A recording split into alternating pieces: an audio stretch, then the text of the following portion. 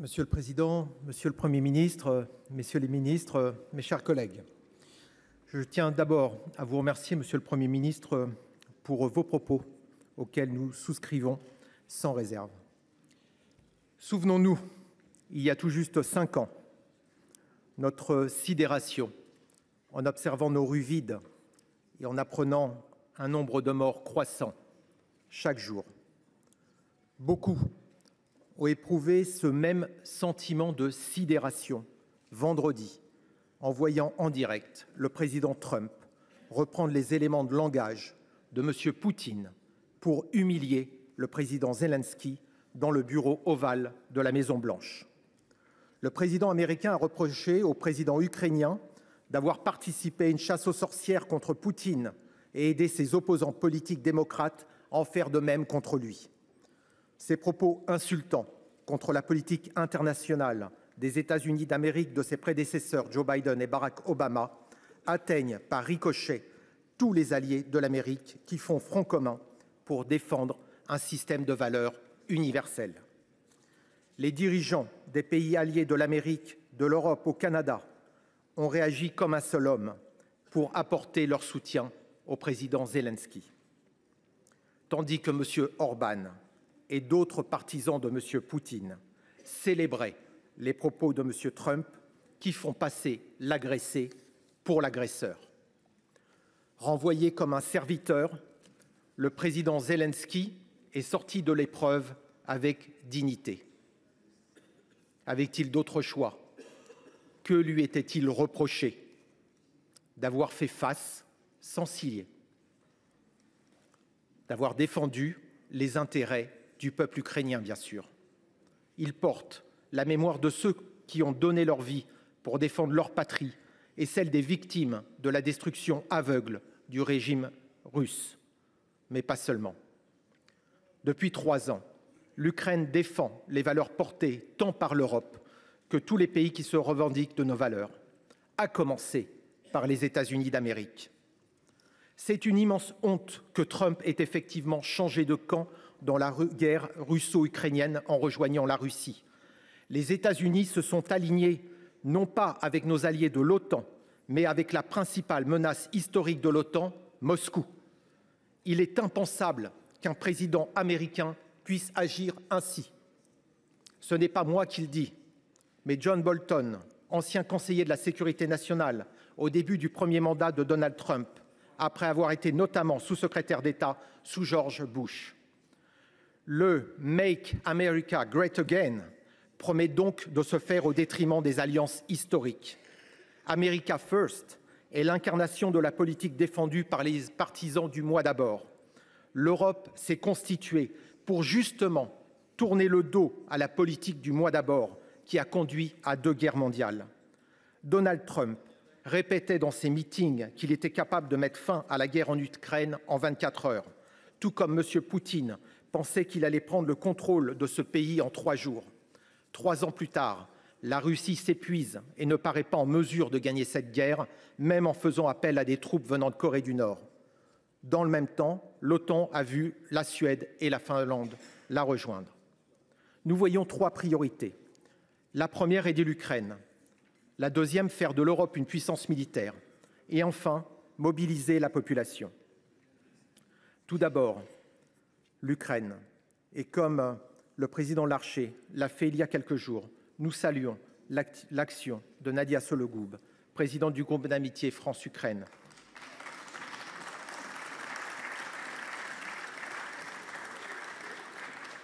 L'Ukraine défend nos valeurs. Nous ne saurions accepter qu'on lui torde le bras pour un accord de cessez-le-feu qui ne serait qu'un répit pour permettre à M. Poutine de préparer la prochaine offensive. L'Ukraine n'est pas seule.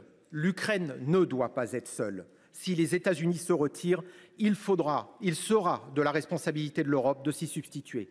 La seconde priorité est de réarmer l'Europe pour en faire une puissance mondiale reconnue qui dissuadera la Russie de toute velléité d'attaque.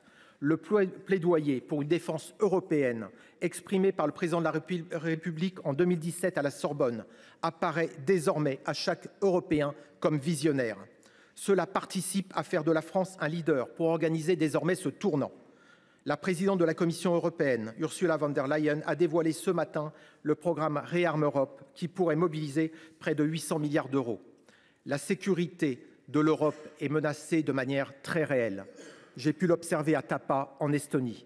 La France y contribue à la sécurité et la stabilité de l'espace baltique dans le cadre de l'OTAN, avec les Britanniques et les Américains face à des forces russes qui sont situées à seulement quelques kilomètres de là. Cette nouvelle orientation va nécessairement impliquer de revoir nos priorités budgétaires pour augmenter significativement encore notre budget de défense. Comme l'ont rappelé les présidents Perrin et Kanner, si tu veux la paix, prépare la guerre. Le chef d'état-major des armées ne dit pas autre chose quand il annonce qu'il faut gagner la guerre avant la guerre. Les athlètes ne gagnent pas aux Jeux olympiques sans s'être préparés pendant des années. Il nous appartient donc aussi de mobiliser la population française sans attendre pour qu'elle puisse être consciente des menaces auxquelles nous sommes tous confrontés. La responsabilité de la sécurité et de la protection d'un pays repose collectivement sur toutes les personnes qui y habitent. Le gouvernement suédois a édité un livret envoyé à tous les habitants de la Suède. Il est destiné à aider sa population à mieux se préparer pour tout ce qui peut arriver, que ce soit des accidents graves, des intempéries extrêmes, des cyberattaques ou des conflits militaires. Il est écrit que si la Suède est attaquée par un autre pays, ils ne se rendront jamais et que toutes les informations ordonnant de cesser la résistance sont fausses. Ce message n'est pas inutile, car dans tout pays européen, il y a des politiques qui seraient prêts à jeter le fusil avant même de le porter face à une attaque de M. Poutine. Les Suédois se préparent déjà à une vie quotidienne qui pourrait passer du jour au lendemain sans dessus-dessous. J'ai remis hier à Londres copie de ce livret au ministre du Commerce extérieur et des Français de l'étranger, Laurent Saint-Martin. Je souhaite vous le remettre également, Monsieur le Premier ministre, afin que vous puissiez évaluer par vous-même s'il ne serait pas pertinent de s'inspirer dès à présent de ces bonnes pratiques. Vous l'avez dit avec raison, Monsieur le Premier ministre, c'est à nous, Européens, de garantir la sécurité et la défense des Européens.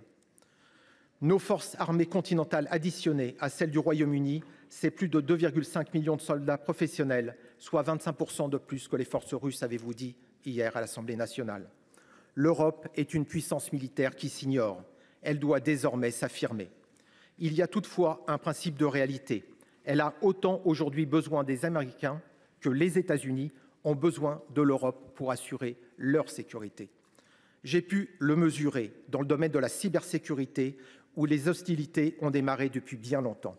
L'an dernier, pour faire face à l'ampleur de la menace cyber, la Maison-Blanche m'invitait à Washington avec une délégation de parlementaires et d'experts français pour prôner la cybersolidarité.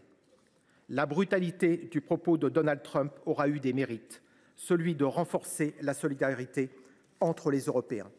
L'image de la réunion de Londres ce week-end en atteste. C'est rassurant, car notre point faible est la fragmentation de notre organisation. L'État russe est connu pour chercher à utiliser la désinformation afin de nous diviser et d'altérer simplement notre force de résistance. C'est sa façon de chercher à gagner la guerre contre les démocraties sans avoir à utiliser la force militaire. C'est désormais un défi pour tous ceux qui défendent la liberté, la démocratie et les droits humains à chaque élection. C'est également un défi pour l'Union européenne. Jean Monnet a écrit dans ses mémoires, je cite, « L'Europe se fera dans les crises et elle sera la somme des solutions apportées à ces crises. » Les faits lui ont donné raison par le passé. Je suis persuadé que sa pensée doit continuer à nous guider. Si l'Europe se dote d'une puissance militaire à la hauteur de sa puissance économique, alors cette crise sera surmontée comme elle l'a fait pour toutes les précédentes depuis sa création.